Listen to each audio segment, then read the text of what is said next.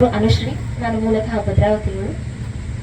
First ಈ cinema ಬಗ್ಗೆ ಹೇಳಕ್ ಇಷ್ಟಪಡ್ತೀನಿ. ಪವರ್ ಸ್ಟಾರ್ ಧರೆಗೆ ದೊಡ್ಡವನು. ಒಂದೇ ಮಾತಲ್ಲಿ ಹೇಳಬೇಕು ಅಂದ್ರೆ ಈ ಪವರ್ ಸ್ಟಾರ್ ಧರೆಗೆ ದೊಡ್ಡವನು ನೂರಾರು ಕೋಟಿ ಜನಗಳ ಆಸೆನ ಹರಕೆನ ಹೊತ್ತು ತರ್ತಾ ಇದೆ ಅಂದ್ರೆ ತಪ್ಪಾಗಲ್ಲ. ಸಂಸ್ಕೃತದಲ್ಲಿ ಒಂದು ಮಾತಿದೆ, ನಾ ಸಂಕರ್ತ ಗುರುಕರ್ತ ಹರಿಕರ್ತ ಅಂತ. ಈ ಸಿನಿಮಾದಲ್ಲಿ ನಾನು ಏನೂ ಮಾಡ್ತಾ ಇಲ್ಲ.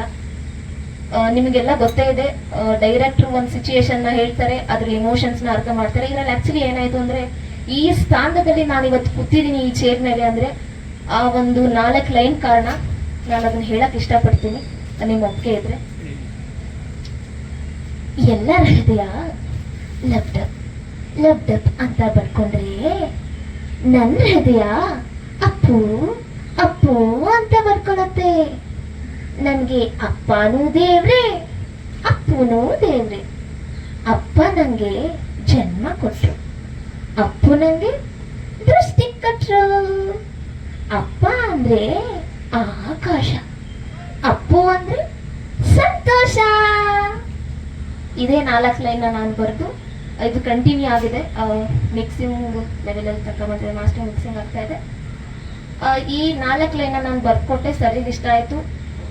ನನಗೆ ಇಂಥ ಸಣ್ಣ ಪ್ರತಿಭೆ, ನಾನು ಇನ್ನೂ ಕಲಿತಾ ಇರೋಂಥ ಪ್ರತಿಭೆ ಕರೆದು ಅವಕಾಶ ಕೊಟ್ಟಿದ್ದಾರೆ ಸರ್. ಖಂಡಿತವಾಗೂ ನಾನು ನಿಮ್ಮ ನಂಬಿಕೆನ ಉಳಿಸ್ಕೊತೀನಿ. ನನ್ನ ಕೈಲಾದ ಪ್ರಯತ್ನ ಮಾಡಿ ಒಳ್ಳೆ ಔಟ್ಪುಟ್ ಕೊಡ್ತೀನಿ. ನಂಗೆ ಸರ್ ಹೇಳಿರೋದು ಇಷ್ಟೇ, ಈ ಸಿನಿಮಾದಲ್ಲಿ ಸಂಗೀತ ಒಂದು ಝೋನ್ ನ ಕ್ರಿಯೇಟ್ ಮಾಡಬೇಕು. ಅಂದ್ರೆ ಯಾವ ತರ ಅಂದ್ರೆ, ಈ ಚಿತ್ರದಲ್ಲಿ ಬರೋ ಎಲ್ಲಾ ದೃಶ್ಯಕ್ಕೂ ಸಂಗೀತ ಜೀವ ತುಂಬಬೇಕು, ಸಂಗೀತ ಉಸಿರಾಗಬೇಕು. ನಾನು ಏನ್ ಅನ್ಕೊಂಡಿದ್ದೀನಿ ಅಂದ್ರೆ, ಈ ಸಿನಿಮಾದಲ್ಲಿ ಬರೀ ಸಂಗೀತ ಮಾತ್ರ ಮಾಡೋದಲ್ದಲೆ ಎಲ್ಲ ಆ ದೃಶ್ಯಕ್ಕೆ ಒಂದು ಜೀವ ಕೊಡ್ಬೇಕು. ಆಮೇಲೆ ಸಂಗೀತ ಮಾಡೋದು ಅಂದ್ರೆ ಬರೀ ಹಾಡನ್ನ ರಚನೆ ಮಾಡೋದಲ್ಲ, ಒಂದು ಅದಕ್ಕೆ ಜೀವ ಕೊಡ್ಬೇಕು ಅಂತ. ನಂಗೆ ಮಾತಾಡೋಕೆ ಅಷ್ಟೆಲ್ಲ ಸರ್ ಸುಮಾರು ಒಂದು 5-6 ಹಾಡಿದೆ ಸರ್. ನಂಗೆ ಒಂದು 3 ಸಾಂಗ್ ಕೊಟ್ಟಿದ್ದಾರೆ, ನಡೀತಾ ಇದೆ ಸರ್. ಈಗ ಆಲ್ರೆಡಿ ನಡೀತಾ ಇದೆ ಸರ್, ಕೆಲಸ ನಡೀತಾ ಇದೆ. ಸರ್ ತುಂಬಾ ಇಂಟ್ರೆಸ್ಟಿಂಗ್ ಆಗಿ ಬರುತ್ತೆ ಸರ್. ಈ ಅಪ್ಪ ಅಂದ್ರೆ ಆಕಾಶ, ಅಪ್ಪು ಅಂದ್ರೆ ಸಂತೋಷ ಆಲ್ಬಮ್ ತುಂಬಾ ಚೆನ್ನಾಗಿ ರೆಸ್ಪಾನ್ಸ್ ಬಂದಿದೆ ಸರ್. ನನಗೆ ಒಂದಿನ ಒಂದು ಅಭಿಮಾನಿ ಫೋನ್ ಮಾಡಿದ್ರು ಸರ್. ಎಷ್ಟು ಎಮೋಷನಲ್ ಆಗಿ ಮಾತಾಡಿದ್ರು ಅಂದ್ರೆ ಸರ್, ನನಗೆ ಅವತ್ತು ಅನಿಸ್ತು, ನನಗೆ ಏನು ಬೇಡಪ್ಪ, ನಂಗೆ ಯಾವ ಪ್ರಶಸ್ತಿನೂ ಬೇಡ, ನಾನು ಗೆದ್ದೆ ಅಪ್ಪ ಪರಮಾತ್ಮ ಅಂತ ನಾನು ಅವತ್ತು ಮಾತಾಡ್ಕೊಂಡೆ. ತುಂಬಾ ಚೆನ್ನಾಗಿ ಬರುತ್ತೆ ಅಂತ ಹೇಳ್ಬೋದು ಸರ್. ನಾನು ಪ್ರತಿ ದೃಶ್ಯಕ್ಕೂ ಜೀವ ಕೊಡಬೇಕು ಅಂದಾಗ ರೀ ರೆಕಾರ್ಡಿಂಗ್ ನಿಮ್ಮದೇ ಜವಾಬ್ದಾರಿ ಆಗುತ್ತೆ ಅಂತ. ರೀ ರೆಕಾರ್ಡಿಂಗ್ ನೀವೇ ಮಾಡ್ತಿದ್ರೆ ಹೇಗೆ? ಇಲ್ಲ ಸರ್, ಆರ್ಟಿಸ್ಟ್ಗಳು ಇನ್ನು ಫೈನಲ್ ಆಗಲಿಲ್ಲ. ಹಿನ್ನೆಲೆ ಸಂಗೀತ ಅದೇ ನೀವೇ ಮಾಡ್ತೀರಾ? ಹಾಂ ಸರ್, ಹೌದು. ರಂಗಭೂಮಿಲಿ ನಟನೆ ಮಾಡ್ತಾ ಇದ್ದೆ, ಹಾಗೆ ಸರ್ ಜೊತೆ 1-2 ಆಲ್ಬಮ್ ಅಲ್ಲಿ ವರ್ಕ್ ಮಾಡಿದ್ದೀನಿ. ಇದು ನನ್ನ ಫಸ್ಟ್ ಸಿನಿಮಾ. ಇಲ್ಲ ಸರ್, ನಾನು ರಂಗಭೂಮಿಲಿ ಆಕ್ಟ್ ಮಾಡ್ತಾ ಇದ್ದೆ, ಮ್ಯೂಸಿಕ್ ಇದೆ ಮೊದಲನೇ ಸಿನಿಮಾ. ನನ್ನ ಮತ್ತು ಡೈರೆಕ್ಟ್ರು ಫ್ರೆಂಡ್ಶಿಪ್ಪು ಹೆಚ್ಚು ಕಮ್ಮಿ 12 ವರ್ಷದಿಂದ ಹಳೆ. ನಾನು ಒಂದು ಕಡೆ ಫ್ಯಾಕಲ್ಟಿಯಾಗಿ ಕೆಲಸ ಮಾಡ್ಬೇಕಾದ್ರೆ 3D ಅನಿಮೇಷನ್ಸ್ ಎಲ್ಲ ಟೀಚ್ ಮಾಡ್ತಾ ಇದ್ದೆ. ಅವಾಗ ಎನ್ಕ್ವೈರಿ ಮಾಡಿದಾಗ ಅವಾಗಿಂದ ಅವ್ರು ನನ್ನ ಜೊತೆ ಏನೋ ಒಂದು ಸ್ಪೆಷಲ್ ಆಗಿ ಮೂವಿನೋ ಮತ್ತೊಂದು ಕ್ರಿಯೇಟ್ ಮಾಡಬೇಕು ಅಂತ ತುಂಬ ಇರೋದಿತ್ತು. ಅದು ಅಷ್ಟು ವರ್ಷದಿಂದ ನಾವು ಯಾವಾಗ ಭೇಟಿ ಮಾಡಿದ್ರು ಬರೀ ಮೂವಿ ಬಗ್ಗೆ ಫಸ್ಟ್ ಮಾತಾಡ್ತಿದ್ವಿ, ಆಮೇಲೆ ನಮ್ಮ ಕುಶಲೋಪಚಾರಗಳನ್ನ ವಿಚಾರಿಸ್ಕೊಳ್ತಾ ಇದ್ವಿ. ಅದು ಇವಾಗ ಏನಾಗಿದೆ, ತುಂಬ ಸ್ಟ್ರಾಂಗ್ ಆಗಿ ಎಲ್ಲರೂ ಟೀಮ್ ಮಾಡ್ಕೊಂಡು ಮಾಡಬೇಕು ಅಂತ ಶುರು ಮಾಡಿದ್ವಿ. ಅವರು ತುಂಬ ಕಡೆ ಅವರು ಬ್ಯುಸಿಯಾಗಿದ್ರು ಇಷ್ಟು ವರ್ಷ, ನಾನು ಬೇರೆ ಬೇರೆ ಕಂಪ್ನಿಯಲ್ಲಿ ಕೆಲಸ ಮಾಡ್ತಾಯಿದ್ದೆ. ಈಗ ಇಲ್ಲ, ಎಲ್ಲರೂ ಸೇರಿಬಿಟ್ಟು ಒಂದು ಒಳ್ಳೆ ಮೂವಿ ಮಾಡೋಣ, ಅದಕ್ಕೆ ನೀವೇ ವಿಜುವಲ್ ಎಫೆಕ್ಟ್ಸ್ ಎಲ್ಲ ಮಾಡಬೇಕು ಅಂತ ಸರಿ ಅಂದ್ಬಿಟ್ಟು ಎಲ್ಲ ಕೂತು ಹೆಂಗೆ ಮಾಡೋದು, ಏನು ಮಾಡೋದು ಎಲ್ಲ ರೆಡಿಯಾಗಿದೆ. ಈಗ ತುಂಬ ಹೈ ಎಂಡ್ ಆಗಿ ಕ್ವಾಲಿಟಿ ಕೊಡಬೇಕು ಅಂತ ಹೇಳಿದ್ದಾರೆ. ಅದಕ್ಕೆ ಅಂತ ತುಂಬ ಪ್ರಯತ್ನ ಮಾಡ್ತಾ ಇದ್ದೀವಿ. ಅದ್ರ ಭಾಗವಾಗಿ ಕೆಲವೊಂದೆಲ್ಲ ಆಲ್ರೆಡಿ ಪ್ರೋಮೋ ವರ್ಕ್ ಎಲ್ಲ ನಡೆದಾಗಿದೆ, ವಿಜುವಲ್ ಎಫೆಕ್ಟ್ಸ್ ಇದೆಲ್ಲ ಸ್ಮಾಲ್ ಕ್ಲಿಪ್ಸ್ಗಳೆಲ್ಲ ಅದು ರೆಡಿಯಾಗಿದೆ. ಅದು ಒಂಥರ ಪ್ರೋಟೋಟೈಪ್ ಅಂತ ಹೇಳ್ಬೋದು. ನೆಕ್ಸ್ಟು ಅದಿನ್ನೂ ತುಂಬ ದೊಡ್ಡದಾಗಿ ರೆಡಿ ಆಗುತ್ತೆ. ಹೆಚ್ಚು ಕಮ್ಮಿ ಒಂದು ಟ್ರೆಂಡ್ ಸೆಟ್ ಮಾಡೋ ಲೆವೆಲ್ಗೆ ನಾವು ಪ್ಲಾನ್ ಮಾಡಿದ್ವಿ. ಸಿನಿಮಾದಲ್ಲಿ ಎಷ್ಟು ಪರ್ಸೆಂಟ್ ಇರುತ್ತೆ ವಿಜುವಲ್ ಎಫೆಕ್ಟ್ಸ್? ಹೆಚ್ಚು ಕಮ್ಮಿ ಅದು ಡೈರೆಕ್ಟ್ರಿಗೆ ಗೊತ್ತದು ಅವ್ರು ಎಷ್ಟು ಇದು ಮಾಡ್ತಿದ್ದಾರೆ ಅಂತ.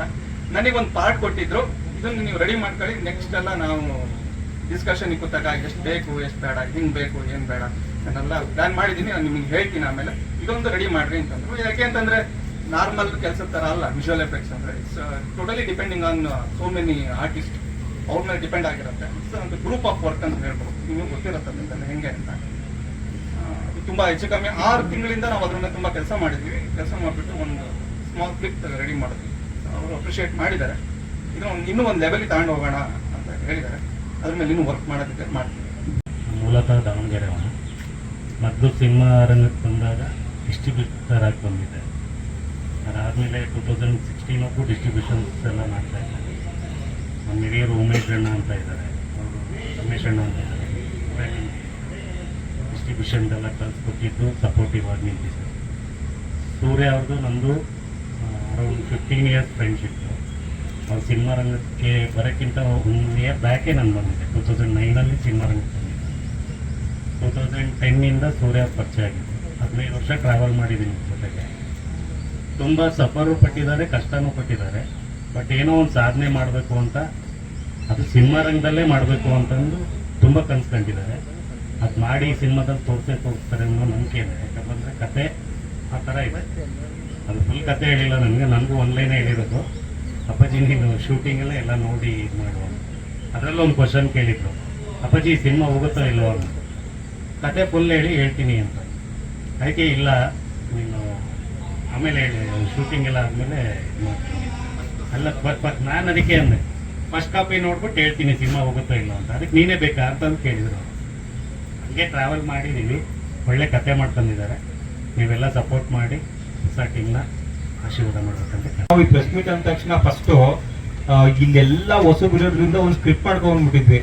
ನೀವು ಹಿಂಗೆ ಮಾತಾಡಬೇಕು ಹಿಂಗೆ ಮಾತಾಡಬೇಕು ಅಂತ. ಬಟ್ ಇಲ್ಲೆಲ್ಲರೂ ಯಾಕೋ ಸ್ಕ್ರಿಪ್ಟ್ ತರ ಇರೋ ತರ ಕಾಣ್ತಿಲ್ಲ. ಓಕೆ, ಪವರ್ ಸ್ಟಾರ್ ದರಗೆ ದೊಡ್ಡವನು. ಈ ಕತೆ ಶುರುವಾಗಿದ್ದು ತುಂಬಾ ಹಳೆ ಕತೆ. 2014ರಲ್ಲಿ ಯಶ್ ಅವರಿಗೆ ಮೊದಲು ಇದನ್ನ ಕನ್ವಿನ್ಸ್ ಮಾಡಬೇಕು ಅಂತ ಹೋದೆ. ಯಶ್ ಸರ್ದು ಪರಿಚಯ ನಮಗೆ ಹೆಚ್ಚು ಕಡಿಮೆ ಅವರು ರಾಕಿ ಪಿಕ್ಚರ್ ಮಾಡಬೇಕಾದ್ರೆ ಇಂದೂ ಪರಿಚಯ. ಅಲ್ಲಿಂದ ಸರ್ಗೆ ಒಂದು ಟೀಸರ್ ಮಾಡಿದ್ವಿ. ಒಂದು ಟೀಸರ್ ಮಾಡಿ 2014ರಲ್ಲಿ ಒಂದು 50 ಲಕ್ಷ ಏನೋ ಖರ್ಚು ಮಾಡಿ ಅಲ್ವಾ ಸರ್?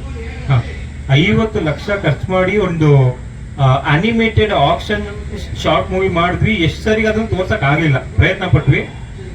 ಚೇತು ಎಸ್ ಸರ್ ಜೊತೆಗಿರುವಂತ ಚೇತುಗೆ ಒಂದು ಸಣ್ಣದಾಗಿ ಮೆಸೇಜ್ ಕೊಡ್ತೀನಿ. ನಿನ್ನೆ ತಾನೇ ಇನ್ನೂ ಮೆಸೇಜ್ ಮಾಡಿದ್ದೀನಿ, ಇನ್ನೂ ರೆಸ್ಪಾನ್ಸ್ ಮಾಡಿಲ್ಲ. ಚೇತು ದಯವಿಟ್ಟು ಎಸ್ ಸರ್ದು ಒಂದೇ ಒಂದು ಅಪಾಯಿಂಟ್ಮೆಂಟ್ ಕೊಡ್ಸಪ್ಪ, ಚೂರ್ ಮಾತಾಡ್ಬೇಕು ಅವ್ರ ಹತ್ರ, ತುಂಬಾ ಹೆಲ್ಪ್ ಆಗುತ್ತೆ. ಈಗ ಬಂದ್ರೆ ಈಗ ಪವರ್ ಸ್ಟಾರ್ ಅದಕ್ಕೆ ದೊಡ್ಡವನು ಸಿನಿಮಾ ಅದೇ ಕತೆ ಅದೇ ಕತೆ 50 ಲಕ್ಷ ಖರ್ಚು ಮಾಡಿದ್ದಂತ ಟೀಸರ್ ಕತೆನೇ. ಹೌದು, ಅದೇ ಕತೆ. ಅದು ಅಲ್ಲಿಂದ 2014ರಿಂದ ಇಲ್ಲಿ ತನಕ ಟ್ರಾವೆಲ್ ಆಗಿದೆ. ಬಟ್ ಇವತ್ತು ಆ ಕತೆ ಶುರುವಾಗಿದೆ. ಇವತ್ತಿದೆ ಶೂಟ್ ಮಾಡ್ತಾ ಇದ್ದೀವಿ. ನಾವು ಹೇಳ್ದಂಗೆ 29 2025 ಅಕ್ಟೋಬರ್ಗೆ ನಿಜವಾಗ್ಲೂ ಈ ಸಿನಿಮಾ ಬರುತ್ತೆ. ಈ ಸಿನಿಮಾ ಬಗ್ಗೆ ಕ್ಯಾಮ್ರಾಮನ್ ಮಾತಾಡ್ತಾರೆ. Thank you sir.